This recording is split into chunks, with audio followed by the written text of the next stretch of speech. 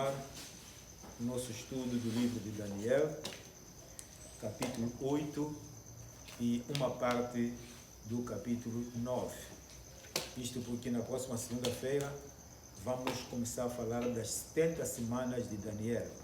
Então, que serão números. Por isso que hoje vamos abarcar até uma parte do capítulo 9. E também porque o capítulo 8 é repetição praticamente do capítulo 7. Portanto, não há muita novidade, é simplesmente mais uma visão que Deus deu a Daniel, mais uma revelação das mesmas coisas. Quer dizer, como quem quisesse confirmar que de fato isto vai acontecer. Amém. No verso 1 do capítulo 8 de Daniel, diz assim a palavra do Senhor. No ano terceiro do reinado do rei Beltesazar, apareceu-me uma visão, a mim, Daniel, depois daquela que me apareceu no princípio. Portanto, esta foi a segunda visão que Daniel teve. Amém. Já vimos que o livro de Daniel não obedece ordem cronológica. No verso 2: E vi na visão, acontecendo quando vi que eu estava na cidade de Susa, na província de Elam. Vi, pois, na visão que eu estava junto ao rio Ulai. Susa é a capital da Pérsia, ou seja, Elam ou modernamente Irã. Amém. Nós conhecemos por Irã, era Irã há pouco tempo, mas mudaram para Irã. Agora só é Irã. Aleluia. Então, modernamente é chamado Irã a Pérsia. Portanto,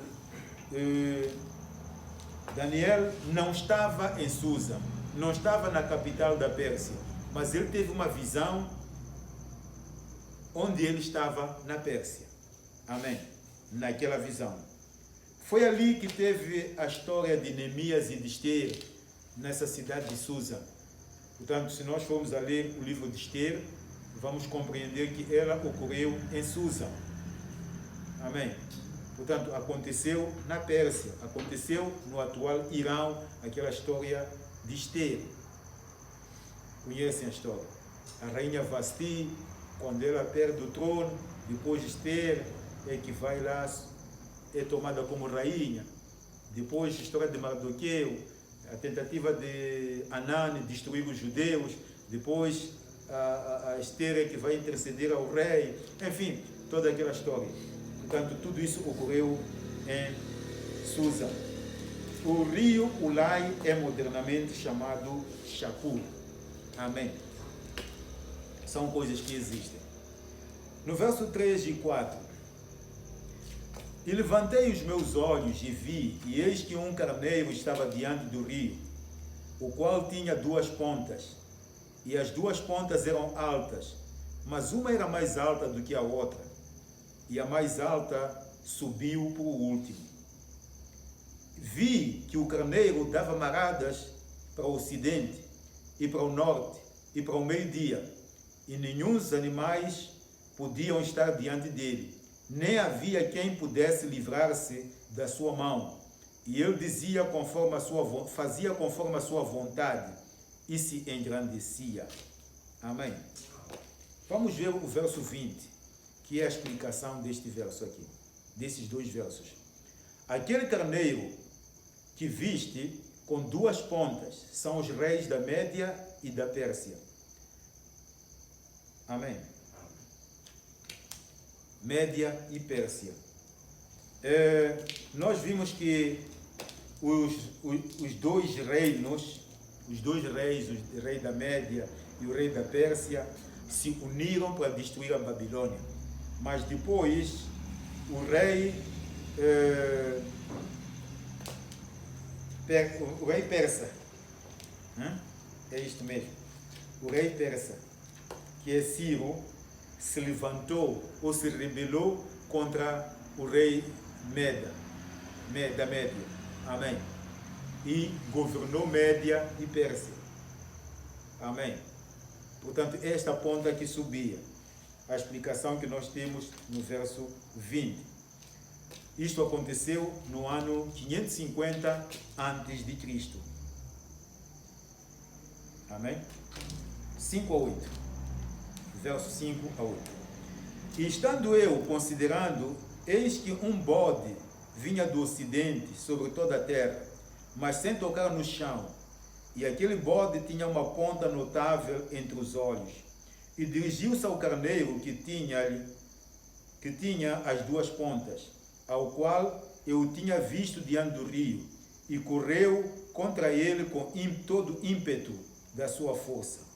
E vi chegar perto do carneiro e irritara-se contra ele, e feriu o carneiro, e lhe quebrou as duas pontas, pois não havia força no carneiro para parar diante dele. E o lançou por terra, e pisou a pés. Não houve quem pudesse livrar o carneiro da sua mão.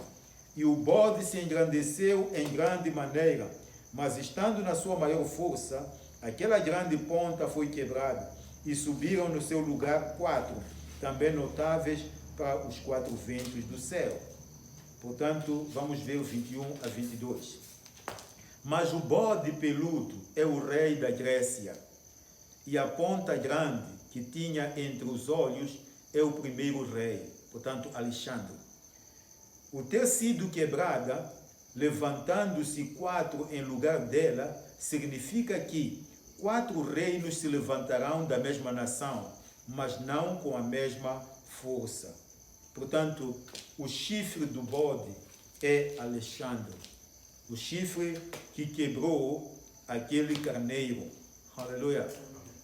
Então, este chifre é Alexandre o Grande, o rei da Grécia, o rei da Macedônia, o fundador do helenismo. Amém? Portanto, era um grande gênio militar. Nós já dissemos que ele, em 12 anos, teve todas as nações prostradas diante dele. Portanto, ele tomou essas nações, porque ele foi um gênio, foi um estratega militar. E ele espalhou a cultura grega pelo mundo. Amém? Portanto, no ano 323, na Babilônia, morreu este rei Alexandre com 33 anos de idade. Amém? Portanto, era muito jovem. Ele foi dado ser estratega militar, não sei o quê, mas era muito jovem. E morreu no ano 323 a.C. Portanto, com a sua morte, o seu império ficou dividido entre 4 generais. Nós já falamos isto. Se levantaram 4 generais e dividiram-se o seu reino. Amém? Portanto, tínhamos um general que ficou com a Síria lá, o outro com o Egito, o outro com as partes da Galácia. Enfim, dividiram aquele império. Ok, verso 9 a 14. Diz assim: E de uma delas saiu uma ponta muito pequena, a qual cresceu muito, para o meio-dia, para o oriente e para a terra formosa. Aleluia. Aqui está algo específico. De uma daquelas partes dos 4 reinos que se dividiram do império de Alexandre o Grande, então se dividiram em 4 partes. De uma das partes surgiu uma ponta pequena, um chifre pequeno, aleluia, o qual cresceu muito para o meio-dia e para o oriente e para a terra formosa. A terra formosa é Israel. Amém? É a Judeia, a terra formosa. Então cresceu muito essa ponta. Essa ponta é aquela que é aquele senhor que é chamado de Antíoco.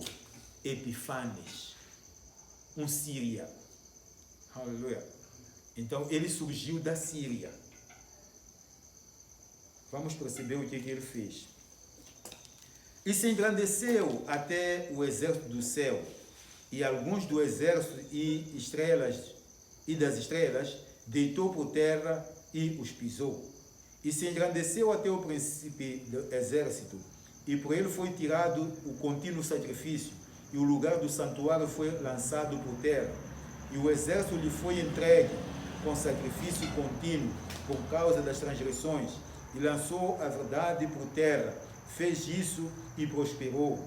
Depois ouviu um santo que falava e disse a outro santo, aquele que falava: até quando durará a visão do contínuo sacrifício e da transgressão assoladora, para que seja entregue o santuário e o exército, a fim de serem pisados? E ele me disse: até 2200 tardes e manhãs, e o santuário será purificado. Amém. Aleluia. Então, o que é que nós encontramos aqui? Este Antíoco, ele de fato subjugou as partes da Judeia. E quando ele dominou a Judeia, ele torturou os judeus com o fim de abandonarem a sua fé. Ele sacrificou animais imundos no altar daquele templo que os judeus construíram quando voltaram da Babilônia. Construíram com muito sacrifício um templo para o seu Senhor, para o seu Deus. E ele foi lá, entrou com animais imundos, sacrificou esses animais imundos naquele altar. Portanto, ele profanou das coisas de Deus e fez tudo para que os judeus abandonassem a fé. Matou muitos judeus, porque este Antíoco é chamado de Anticristo do Velho Testamento. Aleluia. Ele é uma figura que mostra aquilo que vai fazer o Anticristo nos últimos tempos. Ele fez isso, tentou destruir os judeus. O que vai acontecer futuramente. Amém? Portanto, este período das suas abominações, das abominações de Epifânio, terminaram com a revolta dos Macabeus. Ocorreram desde o ano 171 a.C. até ao ano 165 a.C. Então, a família dos Macabeus, que eram sacerdotes, se organizaram numa frente armada e combateram contra o exército de Antíoco. Amém? E o venceram. E deu alguma liberdade ao povo. Então eles purificaram o templo, procuraram voltar a ser ali o lugar da adoração. O que foi até anos 70 depois de Cristo, quando Tito destruiu de vez aquele templo. Amém? Então, nós encontramos essa situação. Por isso que os irmãos vão encontrar o livro de Macabeus na Bíblia Católica. O livro de Macabeus não é um livro canônico. Não é considerado um livro inspirado por Deus. Porque ele conta uma história de um povo. Amém? Então, conta o que fizeram os Macabeus. A luta que eles fizeram, como se organizaram para lutar contra Antíoco e como venceram. É isto que conta o livro de Macabeus. Mas não faz parte dos livros canônicos, daqueles livros que falam de Jesus. Porque o que existe de característico entre os livros canônicos e não canônicos é que os canônicos são aqueles que falam de Jesus. Amém? Transportam desde Gênesis até Apocalipse. Em cada livro aqui nós encontramos Jesus. Fala-se de Jesus. Aleluia. Enquanto que os não canônicos já não falam de Jesus. Ok. Do verso 15 a 18. 15 a 18. E aconteceu que, havendo eu, Daniel, visto a visão, busquei entendê-la. E eis que se me apresentou diante uma como semelhança de homem. E ouvi uma voz de homem nas margens do Ulai, do rio Ulai, portanto, a qual gritou e disse: Gabriel, dá a entender a este a visão. E veio perto onde eu estava, e vindo ele fiquei assombrado, e caí sobre o meu rosto. Mas ele me disse: entende, filho do homem, porque esta visão se realizará no fim do tempo. Amém. E estando ele falando comigo, caí com o meu rosto em terra, adormecido. Ele, pois, me tocou e me fez estar em pé. Aleluia. E disse: eis que te farei saber o que há de acontecer no último tempo da ira, porque ela se exercerá no determinado tempo do fim. Amém. Portanto, eu dizia aqui que o Antíoco é um tipo de anticristo. Portanto, é alguém que mostra mais ou menos o que o anticristo vai fazer no futuro. Amém. Ok. Então, aqui disse, uma voz disse ao anjo para explicar a Daniel, para revelar a Daniel a visão, porque ele não entendia aquela visão. Verso 23 a 25. Mas no fim do seu reinado, quando os prevaricadores acabarem, se levantará um rei feroz de cara e será entendido em adivinhações. E se fortalecerá a sua força, mas não pelo seu próprio poder, e destruirá maravilhosamente e prosperará, e fará o que lhe aprouver, e destruirá os fortes e o povo santo. E pelo seu entendimento também fará prosperar o engano na sua mão, e no seu coração se engrandecerá, e por causa da sua tranquilidade destruirá muitos, e se levantará contra o príncipe dos príncipes, mas sem mão será quebrado. Portanto, é o que eu estava dizendo, que Antíoco é uma figura do anticristo, e agora o anjo começa a revelar o que vai acontecer nos últimos tempos. Esta luta aqui que diz que se levantará contra o príncipe dos príncipes, mas sem mão será quebrado.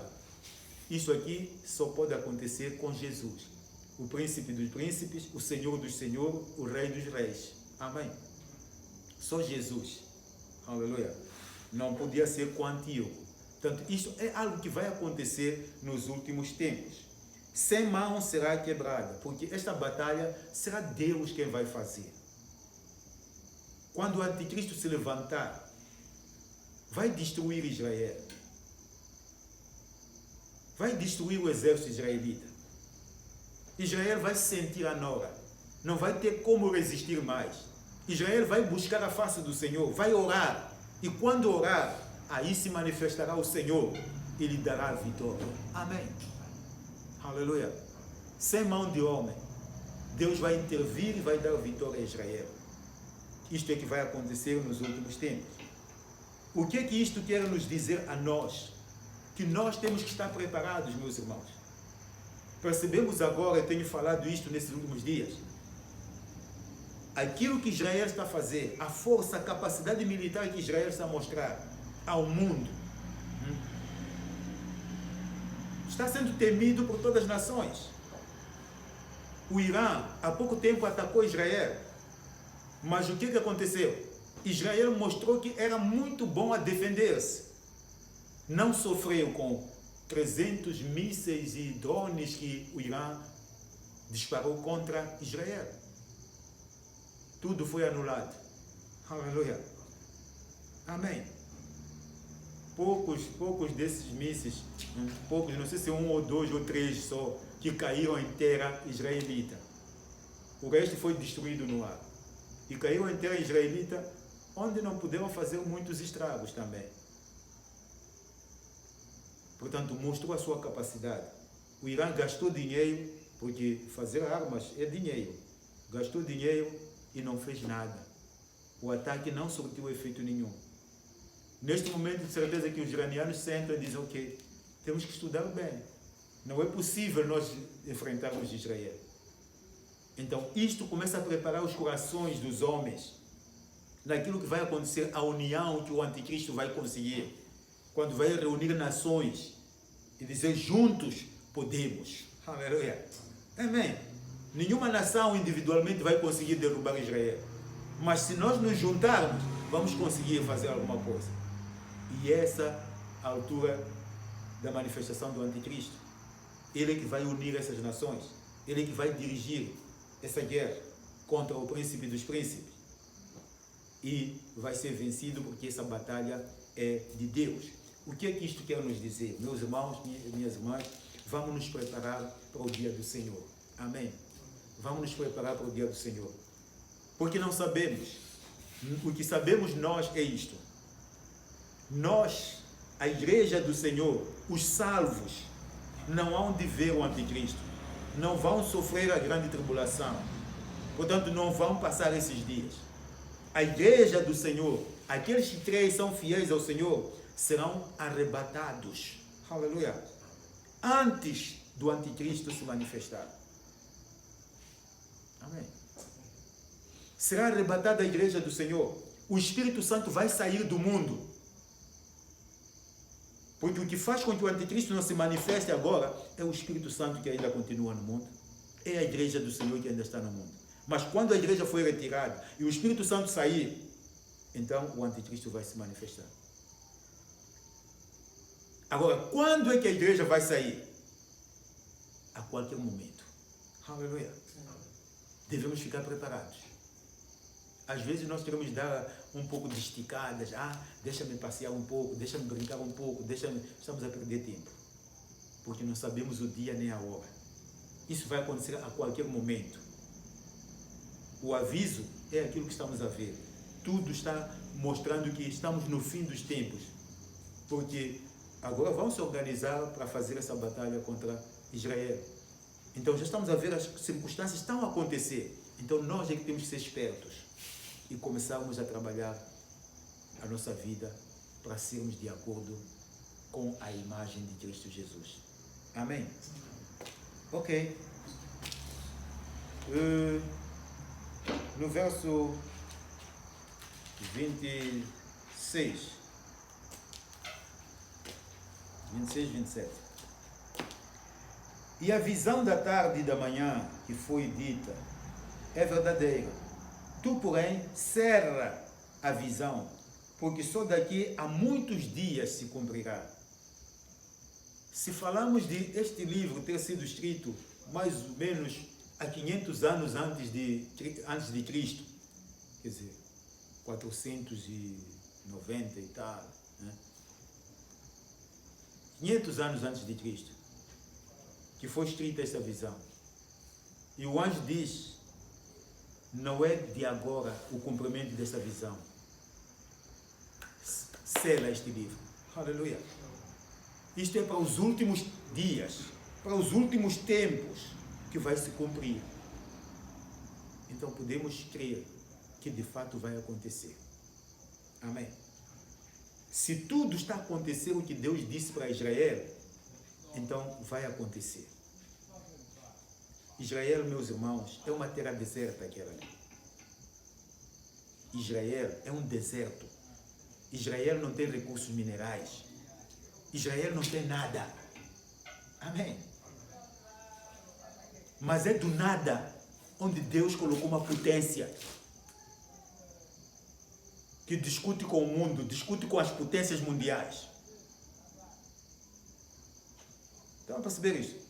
Do nada, não tem nada. Israel não tem nada, é uma terra que não tem nada. Naquela terra que não tem nada, eles estão a produzir fruta para toda a Europa. Amém. Estão a produzir fruta, estão a vender frutas para toda a Europa. Naquela terra que não, deserto, não tinha árvore, não tinha nada. Nada, nada, absolutamente nada para interessar a ninguém. Aleluia. mas é ali onde Deus colocou Israel. E é dali onde Deus levantou Israel e fez da Israel a potência que ela é hoje. Então, imaginem só isso. Se Deus pode fazer isso, do nada, Deus fez uma grande nação. Então, temos que perceber que do nada, Deus pode fazer de nós também alguém. Amém? Às vezes olhamos para a vida, temos dificuldades, ficamos desesperados, mas do nada, Deus pode fazer alguém. Amém? Lembra-te do José. O que José era? Na cadeia. Depois de ser vendido como escravo, depois estava na cadeia. Do nada, Deus lhe colocou como governador do Egito. Porque depende de Deus. Amém? Não depende do homem, não depende de nós, depende da vontade de Deus. Então, vamos continuar firmes, crendo na palavra do Senhor. No fim desta visão, no verso 27, Daniel diz que adoeceu. Amém? Porque foi terrível o que ele viu. Não era de conceber humanamente. Então acabou ficando doente. Amém? Ok. Vamos ao capítulo 9. Verso 1. A oração de Daniel. No ano primeiro de Dário, filho de Assuero, da nação dos Medos, o qual foi constituído rei sobre o reino dos caldeus. Amém?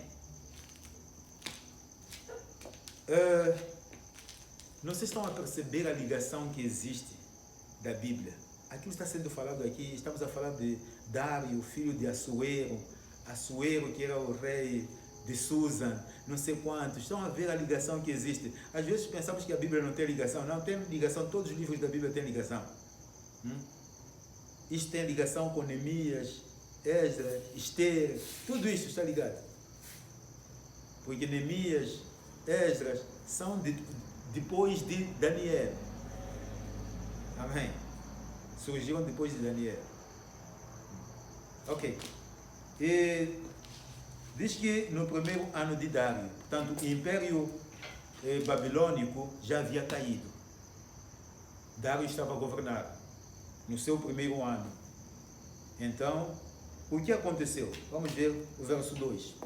No ano primeiro do seu reinado, eu, Daniel, entendi pelos livros que o número de anos de que falou o Senhor ao profeta Jeremias, em que haviam de acabar as assolações de Jerusalém, era de 70 anos. E eu dirigi o meu rosto ao Senhor para buscar com oração e rogos, com jejum e saco e cinza. Amém. Aleluia. Esta oração, como eu já disse, ocorreu depois da queda do reino babilônico. Era o primeiro ano de Ciro. Daniel lia as escrituras sagradas. Tudo aquilo que Deus falou através dos profetas mais antigos do que ele, porque também ele era profeta, ele lia tudo isso. Então, nas suas leituras, ele se apercebeu que Deus tinha falado através do profeta Jeremias, em Jeremias 25, verso 12. O que ele tinha falado? De que o cativeiro de Israel duraria por 70 anos. Aleluia. Jeremias 25, verso 12.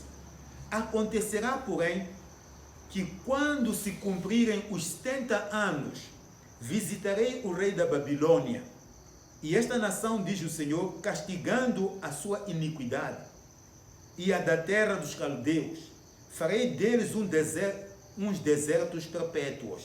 Amém. Vejam como Deus é. Deus chamou Nabucodonosor para ir à Judeia, atacou a Judeia, prendeu os judeus, levou consigo para a Babilônia, castigou os judeus. Aleluia. Alguns tiveram bens, outros sofreram, enfim, outros morreram lá.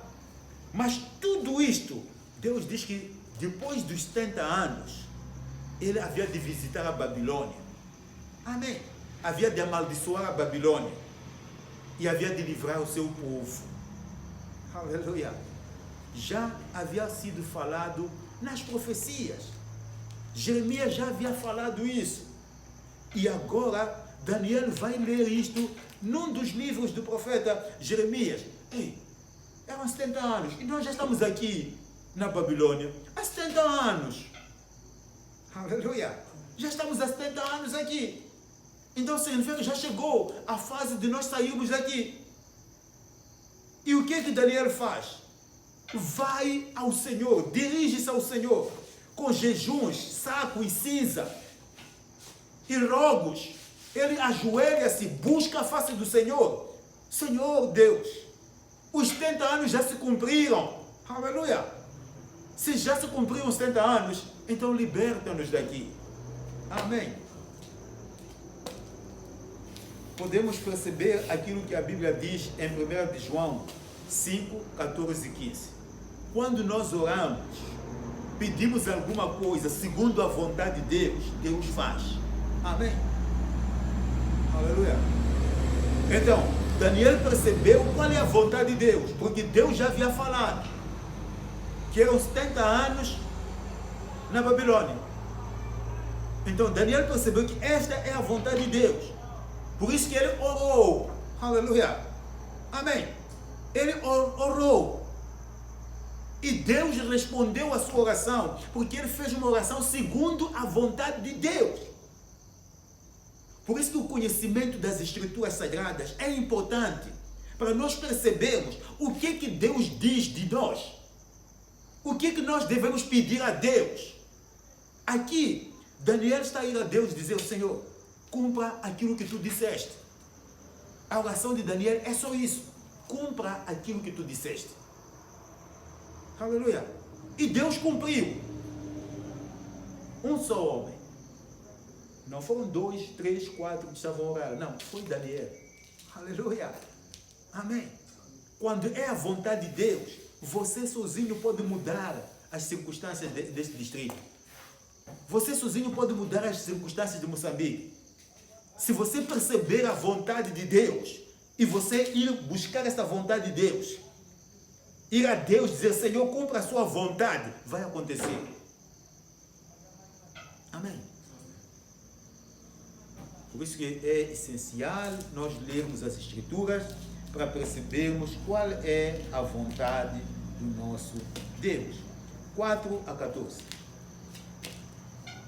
E orei ao Senhor meu Deus, e confessei e disse: ai, Senhor, Deus grande e tremendo, que guardas o conserto e a misericórdia para com os que amam e guardam os teus mandamentos. Pecamos e cometemos iniquidade, e procedemos impiamente, e fomos rebeldes, apartando-nos dos teus mandamentos e dos teus juízos. E não demos ouvidos aos teus servos, os profetas, que em teu nome falaram aos nossos reis, aos nossos príncipes, aos nossos pais, como também a todo o povo da terra. A ti, ó Senhor, pertence a justiça, mas a nós a confusão de rosto, como se vê neste dia. Aos homens de Judá e aos moradores de Jerusalém e a todo Israel, aos de perto e aos de longe, em todas as terras por onde os tens lançado, por causa da sua prevaricação, com que prevaricaram contra ti. Ó Senhor, a nós pertence a confusão de rosto, os nossos reis, os nossos príncipes, os nossos pais, porque pecamos contra ti. Ao Senhor nosso Deus pertence a misericórdia e o perdão, pois nos rebelamos contra ele. E não obedecemos à voz do Senhor nosso Deus, para andarmos nas suas leis, que nos deu pela mão dos seus servos, os profetas. Sim, todo Israel transgrediu a tua lei, desviando-se para não obedecer à tua voz. Por isso, a maldição, o juramento que está escrito na lei de Moisés, servo de Deus, se derramou sobre nós, porque pecamos contra ele. E ele confirmou a sua palavra que falou contra nós e contra os nossos juízes, que nos julgavam, trazendo sobre nós um grande mal, porquanto nunca debaixo de todo o céu aconteceu como em Jerusalém. Como está escrito na lei de Moisés, todo aquele mal nos sobreveio, apesar disso, não suplicamos a face do Senhor, nosso Deus, para nos convertermos das nossas iniquidades e para nos aplicarmos à tua verdade. Por isso, o Senhor vigiou sobre o mal e o trouxe sobre nós, porque justo é o Senhor, nosso Deus, em todas as suas obras que fez, pois não obedecemos a sua voz. Amém. Daniel fez a confissão dos pecados de Israel. Daniel carregou Israel nas suas costas, percebeu qual é a vontade de Deus. É que depois de 70 anos, os judeus serão livres. Aleluia. Ele carrega os pecados de todo o povo e ele confessa-os. Veja que ele fala dos seus pais, fala dos seus reis, seus príncipes, fala de todo o povo que tem pecado contra o Senhor, que não tem escutado os profetas, não tem escutado os servos do Senhor. Ele faz essa confissão de pecados. E uma coisa interessante é que Daniel, ele mesmo se inclui neste pedido de confissão. Aleluia. A Bíblia diz em Ezequiel 22:30 que Deus está buscando alguém que se coloque na brecha. Amém. Está aberto uma brecha na parede. Então, Deus quer alguém que se coloque na brecha. Ele pode não encontrar muitas pessoas. Ele queria um só que se colocasse na brecha por Israel.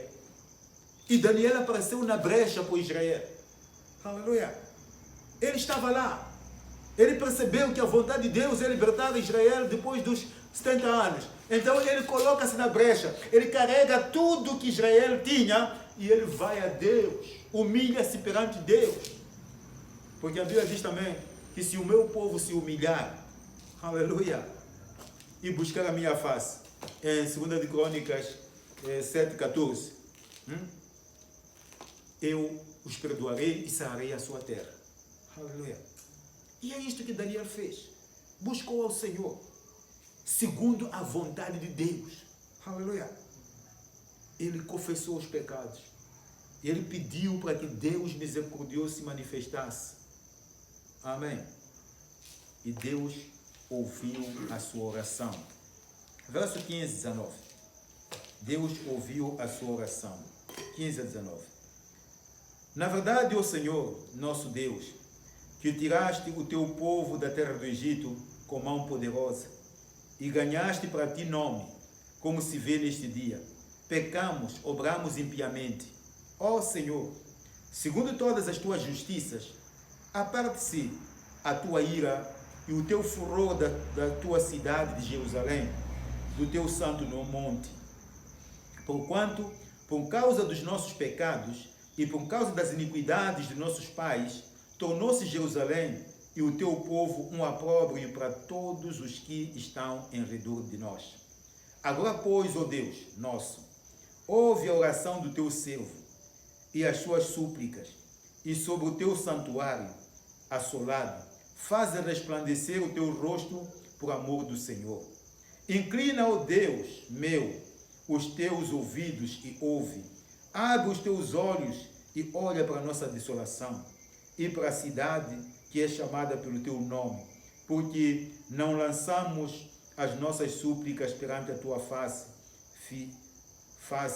fiados em nossas justiças, mas em tuas muitas misericórdias. Amém. Daniel apela para o Senhor ouvir e perdoar a Israel. Aleluia. Apela pela misericórdia e pelo perdão de Deus. Ele disse que não oramos porque nós somos justos ou podemos ser justos e possamos nos justificar diante de ti. Não. Nós oramos porque tu és justo. Aleluia. Nós oramos pedindo a tua misericórdia, Senhor, porque só tu és justo. Há uma coisa interessante aqui que nós temos que aprender a fazer quando nós queremos orar pelos nossos familiares, pela nossa nação, pelo nosso distrito. Nós podemos orar por isso, mas temos que procurar perceber qual é a vontade de Deus. Amém? Qual é a vontade de Deus? Sabendo a vontade de Deus, é muito fácil nós buscarmos. E quando formos a buscar a Deus, temos certeza que esta é a vontade de Deus. Ele vai fazer isto. Aqui, Daniel foi com todos os pecados de Israel, pediu perdão. Nós também precisaremos de fazer isso. Precisaremos de buscar a misericórdia e a graça de Deus. Amém. E Deus vai responder se nós fizermos segundo a vontade de Deus. Amém. Mas temos que tentar perceber qual é a vontade de Deus. Vamos perceber isso se lermos a palavra de Deus. Não é por revelações. Amém. Não é por revelações. Porque nós todos podemos sonhar qualquer coisa. Podemos ter revelações. Mas importa saber se essas revelações vêm de Deus. Agora, temos um sítio onde temos revelações verdadeiras de Deus. É na palavra de Deus. É no livro sagrado. Daniel encontrou a revelação no livro sagrado. Amém. Percebeu que a vontade de Deus é esta, no livro sagrado. E buscou, foi atrás e encontrou. Aleluia. Nós temos que fazer isso também. Amém? 20, 21. Estando eu falando e orando e confessando o meu pecado, e o pecado do meu povo, Israel, e lançando a minha súplica perante a face do Senhor, meu Deus, pelo monte santo do meu Deus, estando eu, digo, ainda falando na oração, o varão Gabriel, que eu tinha visto na minha visão ao princípio, veio voando rapidamente e tocou-me a hora do sacrifício da tarde. Aleluia. Eu disse que os judeus sacrificavam de manhã e à tarde. Isto é aquilo que se chamava de sacrifício contínuo. Todos os dias no templo faziam sacrifícios de manhã e ao pôr do sol. Amém. É bom nós orarmos também ao começar do dia e nós orarmos ao pôr do sol. Amém. Por quê? Porque preparamos o nosso dia em oração e também podemos agradecer por aquilo que o Senhor fez durante o dia, no fim do dia. Então é bom tirarmos tempo de orar e falarmos com o nosso Deus. Os judeus sempre faziam isso, era o seu hábito. Aleluia. Então, quando fizeram isso, vou completar o verso 23.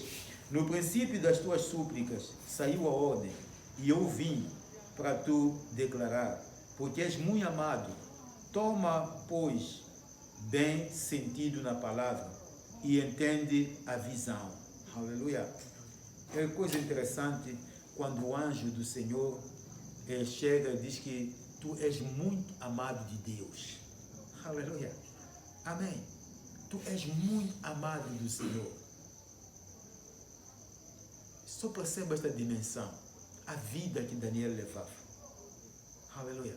Apesar de estar num país ímpio, apesar de estar ao lado de pessoas que adoravam ídolos, ele se manteve sério, sereno, obedecendo o seu Deus e agradou a Deus e Deus o amava. Aleluia.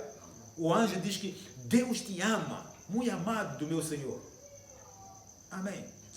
São palavras que confortam qualquer pessoa. Se nós formos fiéis ao Senhor, o amor de Deus já se manifestou para conosco. Amém. Jesus, quando morreu na cruz, morreu para nos mostrar o seu amor. Morreu para pagar o preço dos nossos pecados.